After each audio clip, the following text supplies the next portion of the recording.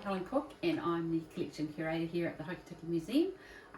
My main job is to take care of our existing collection and also to accept and look into any new donations that people may want to donate. I would look at any donations that we need to do a bit of research about to see whether we're going to take them into our collection. That's to check whether we've already got the items or what sort of provenance these items have. We then actually have a meeting to discuss whether we're going to accept the new donations to make sure they fit our collection policy. And then I also am currently doing a in-depth inventory of our existing collection, and that entails taking photographs of it, noting its location, and trying to find any details about it, whether we've got, for example, we've got a lot of irons in our collection and quite a few sewing machines, so we need to look at those and check what we're going to do with them and to make sure we know who the owners are. Provenance is what the background of a particular item. So if someone donates something and they've just found it at a second-hand shop, we don't generally know anything about the particular item. But if someone comes in and they said that this particular item was owned by my great-grandmother, and my great-grandmother was a very prominent person in Hokitika, then that gives an item a bit more provenance, and therefore it's special. We tend to look at items, and if two items are identical, if something's got a bit of provenance, we would look at taking the item that's got more provenance with it. We look at each individual item, but we are looking at broader sort of more further out from Hokitika. We've always looked at southwestern, but we're also looking further north now. Especially if an item's got a lot of provenance associated with the West Coast, as we are a West Coast museum. We've got a lack of space, and it also costs money to look after and take care of archives and objects.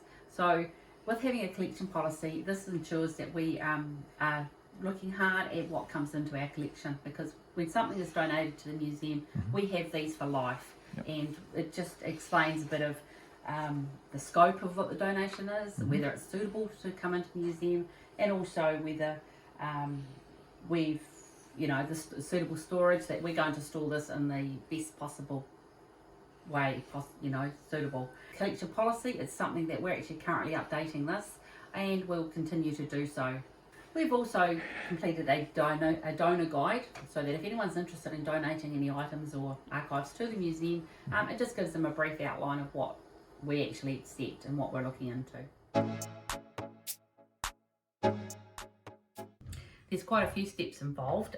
First of all, we sit down with them and go through what they're wanting to donate, find out a bit of history about the item, and then we complete what we call an interim receipt form, and get as much detail as we can. We then have a team meeting and then discuss whether it's going to fit our collection policy, and then make the decision. Once the decision's made, we then complete a deed of gift form. This is a legal form and needs to be signed by the donor along with our director. We have got Dr. Tykelman's top hat. This is in our collection, and this is just a wee bit of an example of how we need to take care when packaging an item. We've got to make sure that it can't be damaged, it's easy to access, and so this has been packaged. I'll just give you an example. So we've got it wrapped in Tyvek, which is an inert and acid-free environment, which is really important for a lot of objects. And we've also got it so that we can actually lift the item out of the box without actually having to, so we can actually grab at the ties and lift it up, so we're not actually touching the item as well.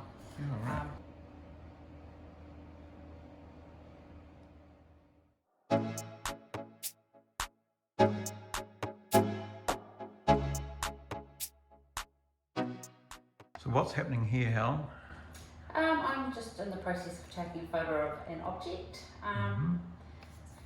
We're lucky now, we've actually got a bit of a photograph studio, so that does make it easier to try and get rid of shadows, be like a nice plain background, and then we just set the camera up and just press it into focus. Okay.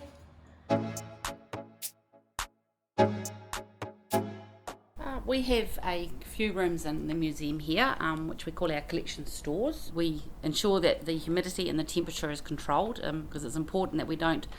We also make sure there's no pests in these collection stores, we keep the conditions spot on to look after our precious collection.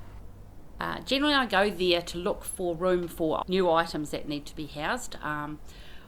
But while I'm in there, sometimes I come across items that have maybe deteriorated or haven't been put into our past perfect software, which makes it hard to find. So generally I quite often get waylaid, but generally I go out there to find room for new items. Well, our archives are generally stored in Store 2, what we call Store 2. Every new item is packaged according to museum standards, and this is ensuring that it's in acid-free containers or wrapping, but quite often I'm out there and I might come across something that maybe needs to be rehoused, so I normally bring that out and rehouse it. And Store 1 is mainly for objects, but also contains tools, a lot of tools, and also some clothing. Space is at a premium at the moment, but we are in the process of looking at what we've got in our collection and seeing whether the items we have got provenance. We're going through a process, it's called deaccessioning. Quite a few things a lot of other museums have, so we need to look at that, and if we don't need it, then we need to maybe move it on to another institution, because we need to be precious about our storage, because storage costs money.